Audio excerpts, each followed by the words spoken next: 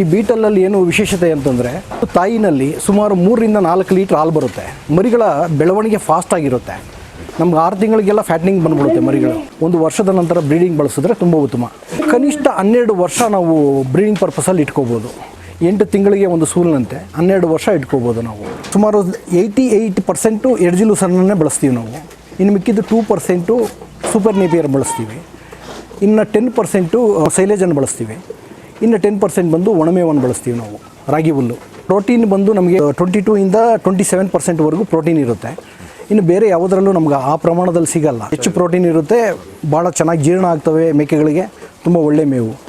ಸಾಮಾನ್ಯವಾಗಿ ಇದರಲ್ಲಿ 3 ರಿಂದ 3.5 kg ಹುಟ್ಟಿದ ಮರಿ ಇರುತ್ತೆ, ವೆಯ್ಟ್ ಇರುತ್ತೆ. ಪ್ರತಿ ತಿಂಗಳು ನಾವು ವೆಯ್ಟ್ ಮಾಡ್ತಾ ಬರ್ತೀವಿ. ಒಂದು ತಿಂಗಳಿಗೆ ನಮಗೆ 12 ರಿಂದ 13 kg ಬರುತ್ತೆ. 2ನೇ ತಿಂಗಳಲ್ಲಿ 17-18 kg ಬರುತ್ತೆ. ಆ ಥರ 3ನೇ ತಿಂಗಳು ಅಷ್ಟರಲ್ಲಿ ನಮ್ಗೆ 20 ರಿಂದ 22 kg ಬಂದಿರಬೇಕು ವೆಯ್ಟ್. ಈಗ ಒಂದು ಮೇಕೆನಲ್ಲಿ ಒಂದು ಸೂಲಿಗೆ 2 ಮರಿ ಹಾಕಿದ್ರೆ ನನಗೆ ಕನಿಷ್ಠ ಅಂತಂದರೆ 8,000 ರೂಪಾಯಿ ಒಂದು ಮರಿ ಮೇಲೆ ಲಾಭ ಇರುತ್ತೆ. 1.5 ವರ್ಷಕ್ಕೆ ನಮಗೆ 120 ರಿಂದ 130 kg ತನಕ ಬರುತ್ತೆ. ಉದಾಹರಣೆಗೆ ನಿಮ್ಗೆ ಅಲ್ಲಿ ಒಂದು ಗಂಡಿದೆ, ತೋರಿಸ್ತೀನಿ. 1.5 ವರ್ಷ ಆಗಿದೆ ಈಗ ಅದಕ್ಕೆ. ನಮ್ಮ ಹತ್ರ 98 kg ಇದೆ. ಜಾಸ್ತಿ ವೆಯ್ಟ್ ಮಾಡ್ತಾ ಇಲ್ಲ ನಾವು, ಯಾಕೆ ಅಂತಂದರೆ ಅದು ನಾವು ಕ್ರಾಸಿಂಗ್ ಮಾಡ್ಕೊಂಡಿರೋದ್ರಿಂದ. ಈಗ 44 ಹೈಟ್ ಇದೆ, 98 kg ವೆಯ್ಟ್ ಇದೆ. ಬೀಟಲಲ್ಲಿ 6 ತಿಂಗಳು ಮೇಯಿಸಿದ್ರೆ ನಿಮಗೆ 50 kg ಗ್ಯಾರಂಟಿ.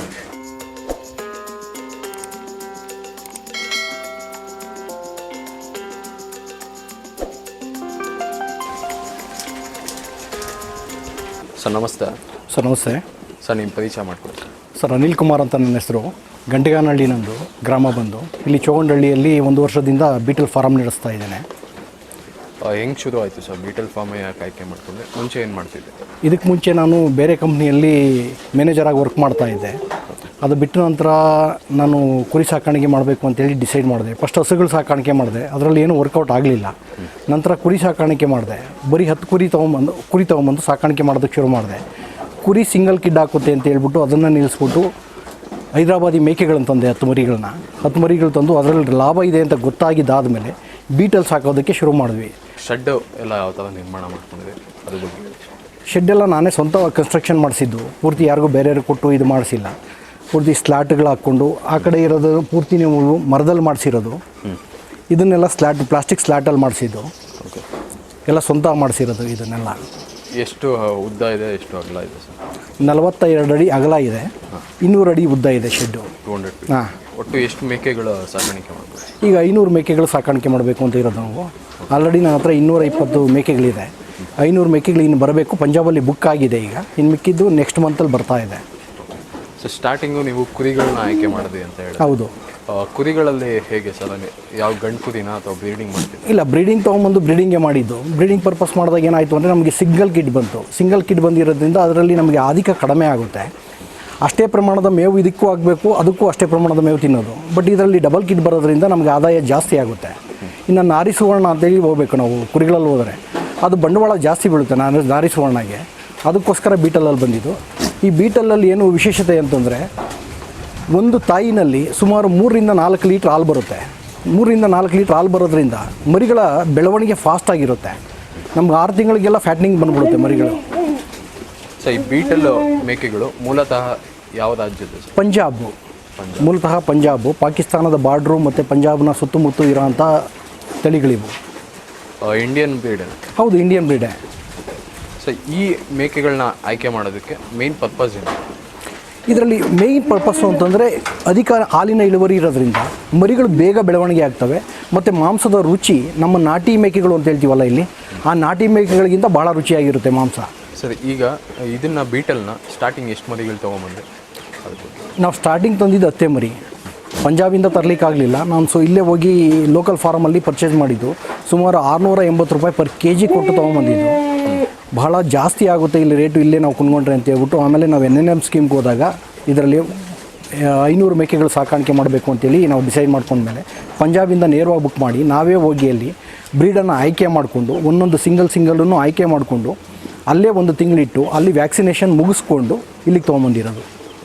ಎಷ್ಟು ಮರಿಗಳನ್ನ ತೊಗೊಂಬಂದಿ ಸರ್? ಒಂದು ಬ್ಯಾಚಿಗೆ 80 ಮಾತ್ರ ಹಿಡಿಯುತ್ತೆ ಒಂದು ಕ್ಯಾಂಟ್ರಿಗೆ. ನಾವು ಎರಡು ಕ್ಯಾಂಟ್ರ್ ಒಂದು ಸರಿ ಬಂತು. ಫಸ್ಟ್ ಟೈಮ್ 2 ಕ್ಯಾಂಟ್ರ್ ಬಂತು, ಆಮೇಲೆ ನೆಕ್ಸ್ಟ್ ಟೈಮ್ 1 ಕ್ಯಾಂಟ್ರ್ ಬಂತು. ಅಲ್ಲಿಗೆ ಇಲ್ಲಿಗೆ ವ್ಯತ್ಯಾಸ ನೀವು ಕಂಡಾಗ ಮರಿಗಳನ್ನ ಟ್ರಾನ್ಸ್ಪೋರ್ಟೇಷನಲ್ಲಿ ಏನಾದರೂ ಸಮಸ್ಯೆ ಆಗುತ್ತೆ ಸರ್?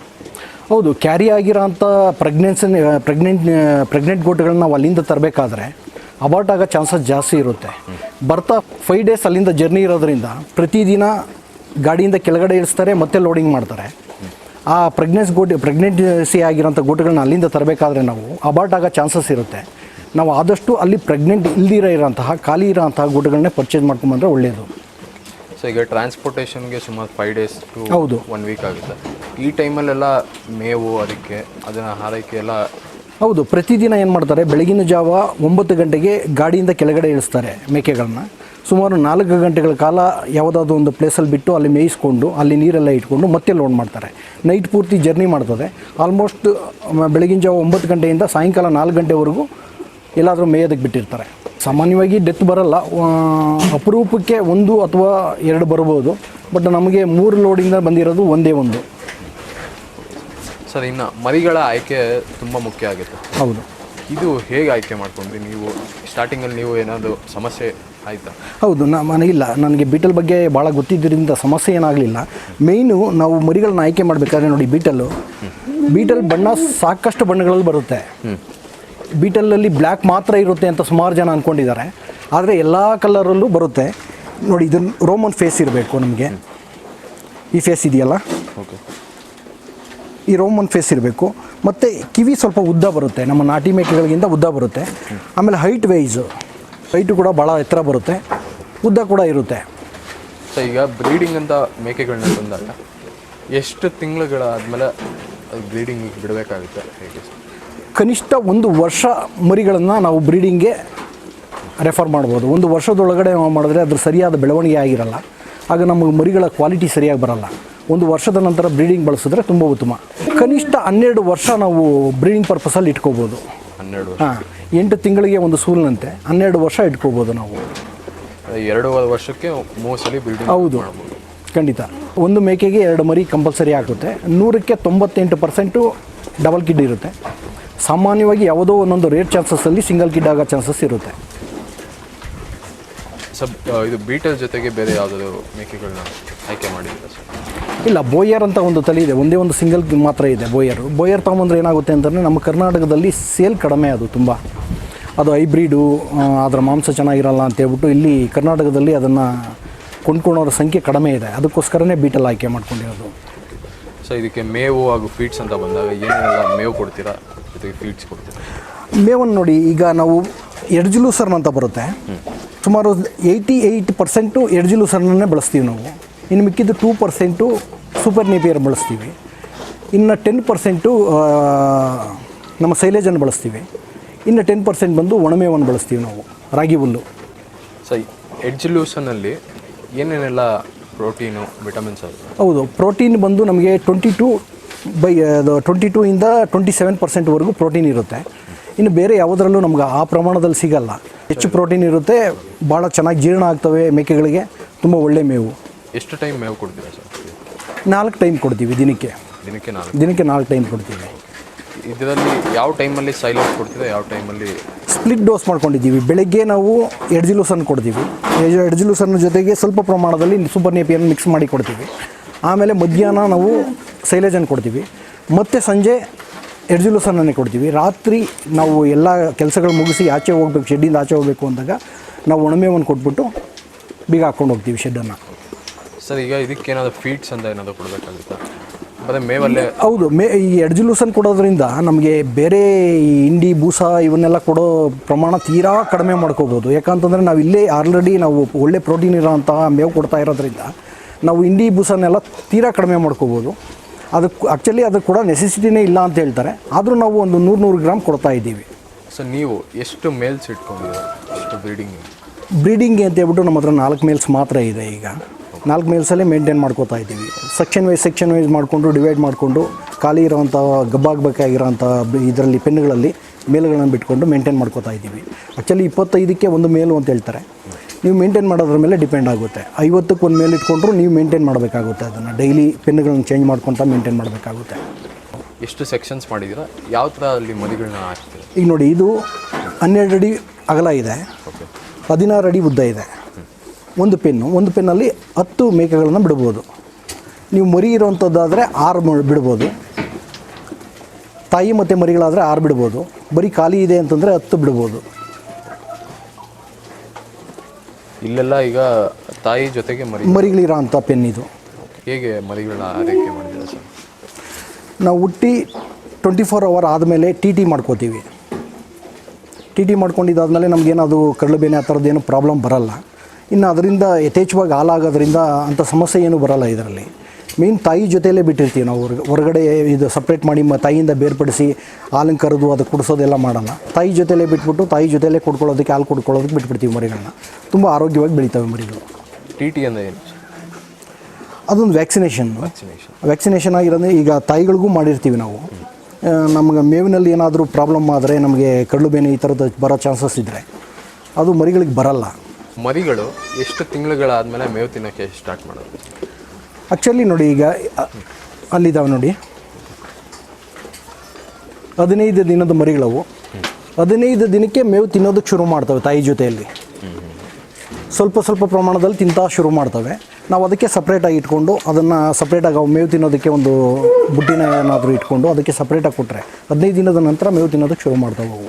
ಇದಕ್ಕೆ ಏನು ಕೊಡ್ತೀವಿ, ಒಣಮೇವು ಬಿಟ್ಟು ಮರಿಗಳಿಗೆ ಎಲ್ಲ ಮೇವನ್ನು ತಿನ್ನುತ್ತೆ. ಸೊ ಇದು ಬೆಳವಣಿಗೆ ಅಂತ ಬಂದಾಗ ಸಾಮಾನ್ಯವಾಗಿ ಇದರಲ್ಲಿ 3 ರಿಂದ 3.5 kg ಹುಟ್ಟಿದ ಮರಿ ಇರುತ್ತೆ, ವೆಯ್ಟ್ ಇರುತ್ತೆ.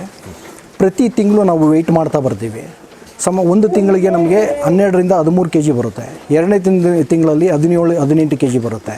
ಆ ಥರ 3ನೇ ತಿಂಗಳು ಅಷ್ಟರಲ್ಲಿ ನಮ್ಗೆ 20 ರಿಂದ 22 kg ಬಂದಿರಬೇಕು ವೆಯ್ಟು. ಗಂಡು ಮರಿ ಅಂತ ಬಂದಾಗ ಎಷ್ಟು ತಿಂಗಳುಗಳ ಕಾಲ ಸಾಕಾಣಿಕೆ ಮಾಡಿಬಿಟ್ಟು ನೀವು ಕಟ್ಟಿಂಗ್ ಪರ್ಪಸ್ ಕೊಡ್ಬೋದು? 6 ತಿಂಗಳ ನಂತರ ಯಾವಾಗ ಬೇಕಾದ್ರೂ ನಾವು ಸೇಲ್ ಮಾಡ್ಕೊಬೋದು. ಫ್ಯಾಟಿಂಗ್ 1 ವರ್ಷ ಮಾಡಿದ್ರೆ ನಾವು ಕುರ್ಬಾನಿ ಮಾಡಬೇಕು ಅಂತಂದರೆ 1 ವರ್ಷ 1.5 ವರ್ಷ ಕಾಯ್ತಾರೆ.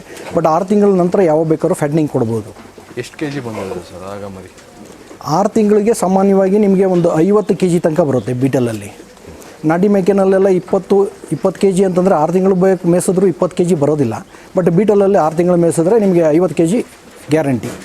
ನೀವು ಯಾವ ಥರ ಮಾರ್ಕೆಟಿಂಗ್ ಯೂಸ್ ಮಾಡ್ತೀವಿ? ಇಲ್ಲ, ಇದು ಲೋಕಲ್ ಮಾರ್ಕೆಟಲ್ಲಿ ತುಂಬ ಚೆನ್ನಾಗಿ ಓಡುತ್ತೆ. ಇದು ನಮ್ಮ ನಾಟಿ ಮೇಕೆ ಏನಿದೆಯೋ ಅದೇ ತಳಿ ಥರ ಇದು ಲೋಕಲ್ ಮಾರ್ಕೆಟಲ್ಲಿ ತುಂಬ ಚೆನ್ನಾಗಿ ಸೇಲ್ ಆಗುತ್ತೆ. ನಮಗೆ ಬೇರೆ ಬ್ರೀಡ್ಗಳು ಇವಾಗ ಬೋಯರು ಆ ಥರದ್ದೆಲ್ಲ ತೊಗೊಂಡ್ರೆ ಲೋಕಲ್ ಮಾರ್ಕೆಟಲ್ಲಿ ಸೇಲ್ ಮಾಡಲಿಕ್ಕೆ ಆಗಲ್ಲ. ಇದನ್ನು ನಾವು ಎಲ್ಲಿ ಬೇಕಾದ್ರೂ ಸೇಲ್ ಮಾಡ್ಬೋದು. ಸರ್, ಈಗ ಮರಿಗಳ ಬಂದಾಗ ಈಗ ನೀವು ಹೇಳೋದು 8 ತಿಂಗಳಿಗೆ 2 ಮರಿ ಸಿಗುತ್ತೆ ಅಂತ. ಹೌದು. ಇದರಲ್ಲಿ ಎಷ್ಟು ಪ್ರಮಾಣವಾಗಿ ಮೇಲು ಫೀಮೇಲು ಏನಾದರೂ ಗೊತ್ತಾಗುತ್ತೆ? ಸಾಮಾನ್ಯವಾಗಿ 50% ಮೇಲು 50% ಫೀಮೇಲ್ ಇರುತ್ತೆ. ಕೆಲವೊಮ್ಮೆ 5% ಆ ಕಡೆ ಈ ಕಡೆ ಹೆಚ್ಚು ಕಮ್ಮಿ ಆಗ್ಬೋದು. ಬಟ್ 50% ಆವರೇಜ್, ಆನ್ ಆವರೇಜ್ 50% ಇರುತ್ತೆ. ನೀವು ಮೇಲುಗಳನ್ನ 6 ತಿಂಗಳು ಸಾಕ್ಬಿಟ್ಟು?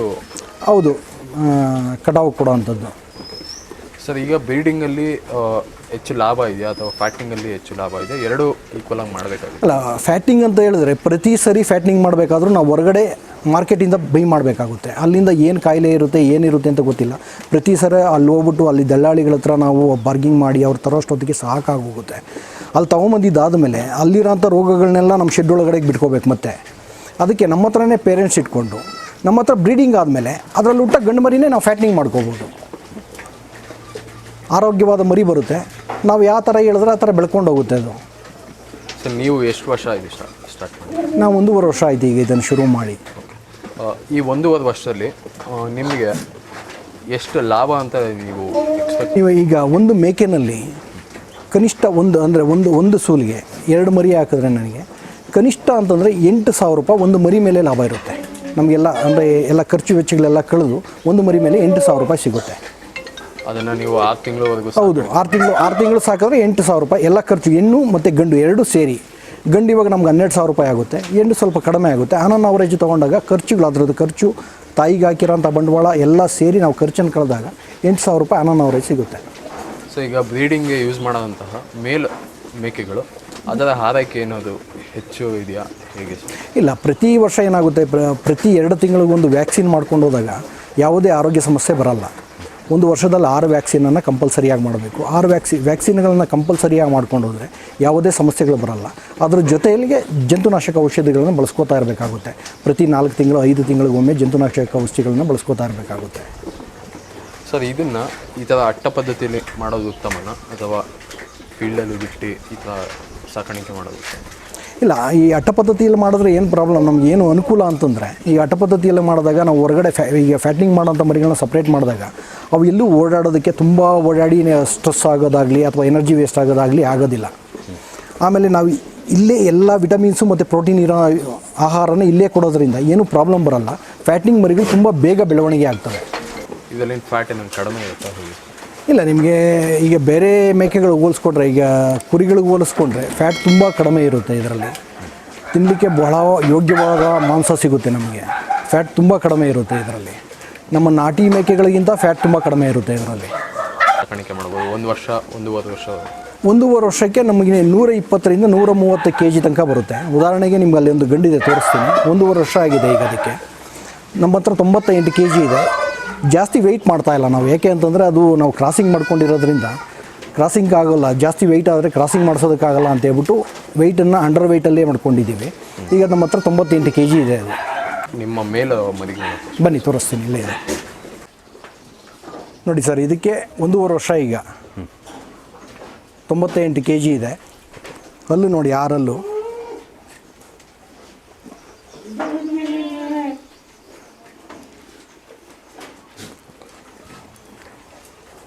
ಇದು ಹೈಟು ಈಗ 44 ಹೈಟ್ ಇದೆ. 98 kg ವೆಯ್ಟ್ ಇದೆ. 1.5 ವರ್ಷಕ್ಕೆ ಇಷ್ಟ ಆಗಿದೆ. 1 ವರ್ಷದವರೆಗೂ ಸಾಕ್ಬೋದು. ಫ್ಯಾಟ್ನಿಂಗ್ ಅಂತ ಮಾಡ್ಕೊಂಡಾಗ 1 ವರ್ಷದವರೆಗೂ ಸಾಕ್ಬೋದು ನಾವು. 1 ವರ್ಷದವರೆಗೂ ಸಾಕಿದ್ರೆ ನಮಗೆ ಮೇವು ಯಥೇಚ್ಛವಾಗಿದ್ದಾಗ 1 ವರ್ಷದವರೆಗೂ ಸಾಕಿ ಈ ಥರ ಮಾಡಿ ಮಾರೋದ್ರಿಂದ ಇನ್ನೂ ಅಧಿಕ ಜಾಸ್ತಿ ಆಗುತ್ತೆ. ಇದು ಮೇಯ್ನು ಕ್ರಾಸಿಂಗ್. ಹೌದು, ಮೇಯ್ನ್ ಬ್ರೀಡರ್ ಇದು. ಸರಿ, ಇದರಲ್ಲಿ ಹುಟ್ಟಂಥ ಮರಿಗಳು ತಾಯಿ ಮತ್ತು ತಂದೆ ಯಾವ ಥರನೂ ಬೇಕಾದರೂ ಬರ್ಬೋದು. ತಾಯಿ ಥರನೂ ಬರ್ಬೋದು, ತಂದೆ ಥರನೂ ಬರ್ಬೋದು. ತಂದೆ ಥರನೇ ಬರುತ್ತೆ ಅಂತ ಹೇಳಲಿಕ್ಕಾಗಲ್ಲ. ಬಟ್ ಸಾಕಷ್ಟು ನನಗೆ ಮರಿಗಳೆಲ್ಲ ತಂದೆ ಥರನೇ ಬಂದಿದೆ ಈಗ. ಸೊ ಈಗ ಮೇಲು ಚೇಂಜ್ ಮಾಡ್ತಾ ಇರ್ತೀರಾ? ಇನ್ಬ್ರೀಡ್ ಮಾಡಲ್ಲ. ಇದರಲ್ಲಿ ಮೇಯ್ನು ಇದೇನು ಅಂತಂದರೆ, ಮೇಕೆಗಳಲ್ಲಿ ಇನ್ಬ್ರೀಡ್ ಮಾಡಬಾರ್ದು ನಾವು. ಅಂದರೆ ಇದರಲ್ಲಿ ಹುಟ್ಟಿದ ಮರಿಗಳಿಗೆ ಇದನ್ನು ಬಿಡೋದಿಲ್ಲ ಮತ್ತು ಕ್ರಾಸಿಂಗ್ಗೆ. ಸೊ ಇದಕ್ಕೆ ಟ್ಯಾಗ್ ಎಲ್ಲ ಹಾಕಿದಲ್ಲ? ಹಾಂ, ಟ್ಯಾಗ್ ನಂಬರ್ ಎಲ್ಲ ಬರ್ಕೊಂಡಿರ್ತೀವಿ. ಇದು ಯಾವುದು ಕ್ರಾಸ್ ಆಗಿದೆ, ಇದರ ಮರಿ ಯಾವುದು, ಎಷ್ಟು ತಿಂಗಳು ಹುಟ್ಟಿತು, ಅದರ ಡೀಟೇಲ್ ಎಲ್ಲ ಸಂಪೂರ್ಣವಾಗಿ ರೆಕಾರ್ಡ್ ಆಗಿರುತ್ತೆ. ಮತ್ತು ಅದರಲ್ಲಿ ಹುಟ್ಟಿರೋಂಥ ಹೆಣ್ಣು ಮರಿಗೆ ಇದನ್ನು ಕ್ರಾಸ್ ಮಾಡಿಸಲ್ಲ ಮತ್ತೆ.